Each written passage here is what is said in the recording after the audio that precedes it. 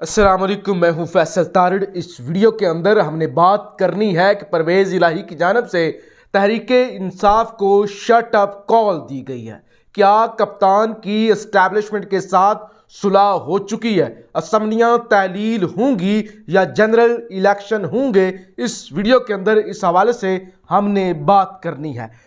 आज कप्तान की जानिब से एक प्रेस कॉन्फ्रेंस भी की गई है और उसके अंदर भी कप्तान ने कुछ बड़े इंकशाफात भी किए हैं, लेकिन इसके साथ साथ इमरान खान आज सरेंडर करते हुए भी नज़र आए हैं। इस हवाले से भी हम बात कर लेंगे। मरियम नवाज जनाब सर्जरी कराने के लिए जनेवा पहुंची हुई हैं और साथ उनके वालिद मफरूर नवाज शरीफ साहब भी हैं।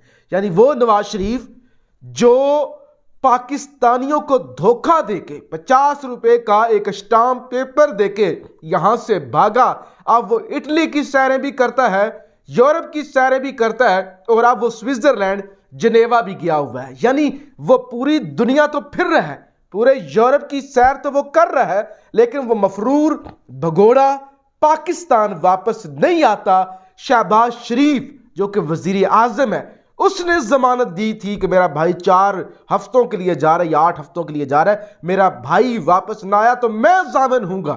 और लाहौर हाई कोर्ट में तमाम अदालतों ने उस वक्त कहा था कि जाने दें इसको। तो अब वो अदालतें क्यों नहीं वजीर आजम शहबाज शरीफ को पकड़ती कि जरा आए, और आपने तो जमानत दी थी, ये तो रंग रलियां मना रहा है, ये तो पूरा यूरोप की सैर कर रहा है, ये तो हट्टा कट्टा है, तो लिहाजा शहबाज शरीफ को पकड़ा जाए। लेकिन यहाँ पे इस मुल्क के अंदर जो एक अलग ही तमाशा लगा हुआ है कि जब हुकूमत में नहीं होते तो बीमार हो जाते हैं, हुकूमत में होते हैं तो सारे ड्रामे करते हैं, एक्टिंग करते हैं। यानी जो एक्टिंग का ये जो ऑस्कर अवार्ड मिलता है वो इनको देना चाहिए। इतने ये इस तरह के एक्टर लोग हैं। अब जो परवेज इलाही का एक्टिंग के अंदर मुझे लगता है कि शहबाज शरीफ के बाद दूसरा नंबर आता है। शहबाज शरीफ को तो कोई रिप्लेस नहीं कर सकता, पहला नंबर तो शहबाज शरीफ ही का है और शरीफ फैमिली का है, लेकिन परवेज इलाही का दूसरा नंबर जरूर आता है कि जिस तरह से वो एक्ट करते हैं, जिस तरह से वो सारा ये ड्रामा लगा रहे हैं कि आधे मिनट के अंदर असेंबली तोड़ दूंगा,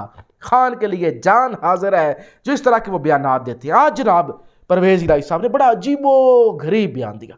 परवेज इलाही ने पीटीआई को दी शट अप कॉल। उन्होंने कहा ये जबानें अपनी बंद रखें, ये जो आप बयान देते हैं ना, ये बयान देना बंद करें, ये जो आपने तमाशा लगाया हुआ है ना, ये तमाशा लगाना उन्होंने कहा बंद करें। उन्होंने कहा ये एतमाद का वोट सारा दिन ये एतमाद करते रहते हैं। उन्होंने कहा नहीं लेता एतमाद का वोट, कोई जरूरत नहीं है एतमाद का वोट लेने की। उन्होंने कहा जरूरत क्या है एतमाद का वोट लेने की? उन्होंने कहा अगर हम एतमाद का वोट लेंगे इसका मतलब यह है कि हम गवर्नर की वो जो खत उन्होंने लिखा है और एतमाद का वोट लेने का मुतालबा किया है वो हम ठीक मान लेंगे।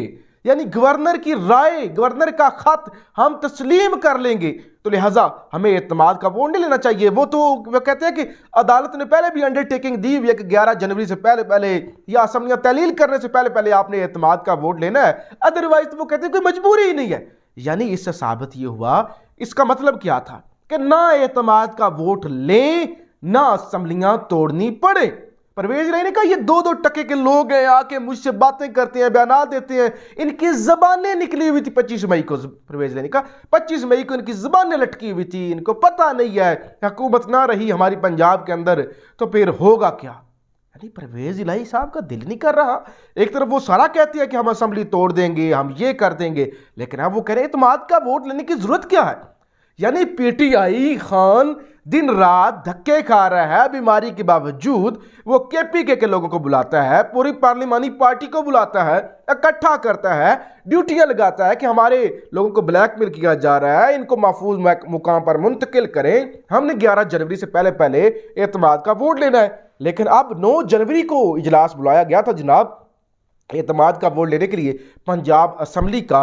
अब 9 जनवरी के इजलास के एजेंडे में एतमाद का वोट शामिल नहीं किया गया, तो इसका मतलब यह है कि 9 जनवरी को तो एतमाद का वोट नहीं लिया जाएगा। लेकिन परवेज इलाही, मैंने कहा ना कि बड़ी अजीबोगरीब हरकतें कर रहे हैं और उनकी ये हरकतें बताती हैं कि जब भी असम्बली तहलील करने का वक्त करीब होता है, वो अल्टीमेटम जो खान ने दिया होता है करीब आ रहा होता है, परवेज इलाही अपने ड्रामे करना शुरू कर देता है। अपनी एक्टिंग करना शुरू कर देता है, इस तरह के सस्ते बयानात देना शुरू कर देता है। जिस तरह से जब ये इत्तेहाद छोड़ने लगे थे पीटीआई का आज से 8-8.5 महीने पहले, तो उस वक्त परवेज इलाही ने कहना शुरू कर दिया था कि सारी उम्र गोद में उठाए रखेंगे, नैपियाँ ही बदलते रहेंगे, बच्चे को नीचे उतारेंगे नहीं तो सीखेगा कैसे। तो ये परवेज इलाही का जनाब ड्रामा है। आज बड़ी खुलकर परवेज इलाही ने पीटीआई को शट अप कॉल दिया। दूसरे नंबर पे जी, खान साहब ने आज 4:15 बजे एक प्रेस कॉन्फ्रेंस करनी थी और कल ये बताया गया था कि खान साहब बाजवा साहब के हवाले से बड़ी इंकशाफात करेंगे कि उन्होंने मुझे कत्ल करवाने था और उसके बाद उन्होंने जो है वो एमरजेंसी लगा देनी थी।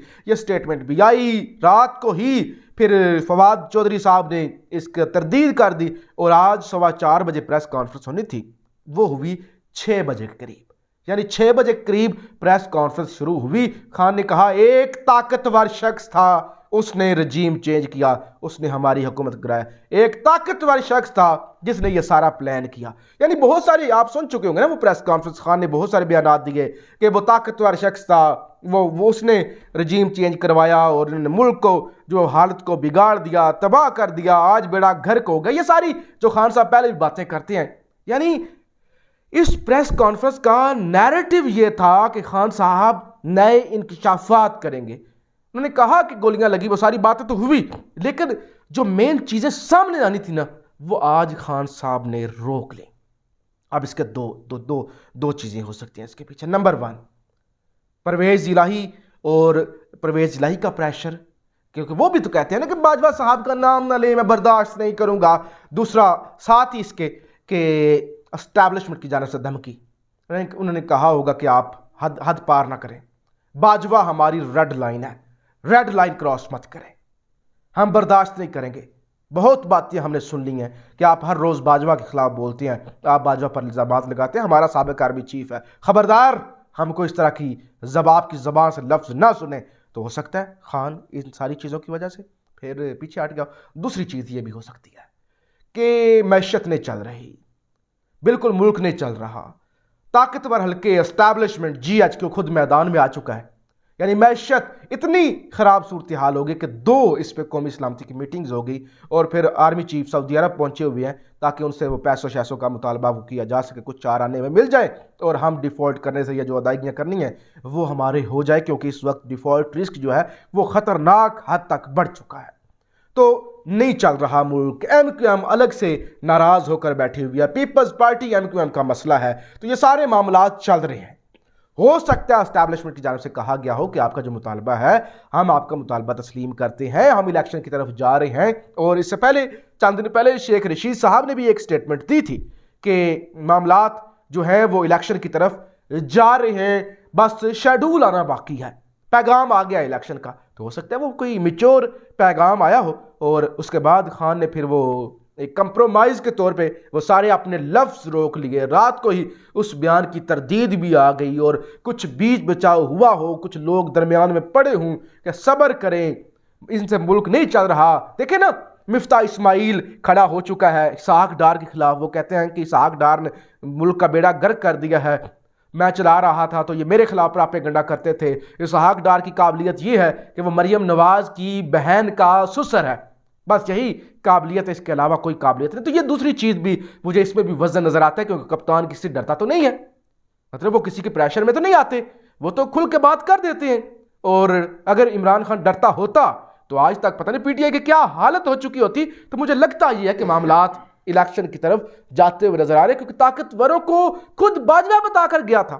बाजवा साहब ने कहा था एक ही हल है, कोई सियासी जमात इस वक्त मुल्क नहीं बचा सकती, साफ और शफाफ इलेक्शन हो और उसके नतीजे में जो हुकूमत बने, ना उसको कोई इम्पोर्टेड कहे ना उसको कोई सिलेक्टेड कहे, एक ऐसी हुकूमत हो, स्टेबल हुकूमत हो, वही अब मुल्क बचा सकते। तो हो सकता है एस्टैब्लिशमेंट को एहसास हुआ कि जो हमने गलती की है अब वो गलती दुरुस्त करने का वक्त है। तो मुझे तो लगता है कि मामलात अब हो सकता है बेहतरी की तरफ जाएं। तो ये मामलात हैं। खैर, परवेज इलाही अपनी खसलत से, अपनी आदत से बाज नहीं आ रहे। आप इस हवाले से क्या कहते हैं?